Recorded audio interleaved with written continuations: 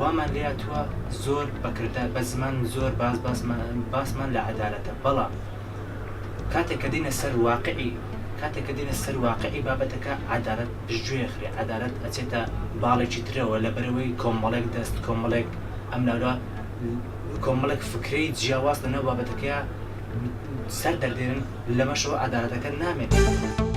العدالة الاجتماعية يجب أن تكون سلوك، هذا السلوك يجب أن يجسد على أرض الواقع، يجب أن يكون واضح بالتعامل فيما بيناتنا من أجل أن نضفي العدالة الاجتماعية على مستوى الطفل، على مستوى المرأة، على مستوى كبار السن. العدالة الاجتماعية اليوم نحن بحاجة لها أكثر من أي وقت مضى، وعلى الحكومات في هذه الدول أن تسعى إلى سن قوانين وإعداد برامج تحمي العدالة الاجتماعية من أجل الارتقاء بمجتمعاتنا إلى ما هو أفضل.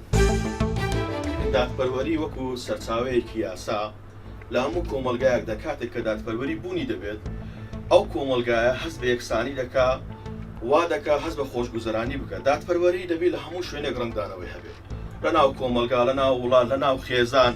ئێمە دەبێت وا بکەین ڕۆڵەکانمان بە دادپەروەری گەورە بکەین و فێری مانای دادپەروەریان بکەین، چونکە بەڕاستی ئێمە لە کۆمەلگایەکین زۆرجار باسی دادپەروەری دەکەین، بەڵام لە مانای خودی دادپەروەری تێناگەین.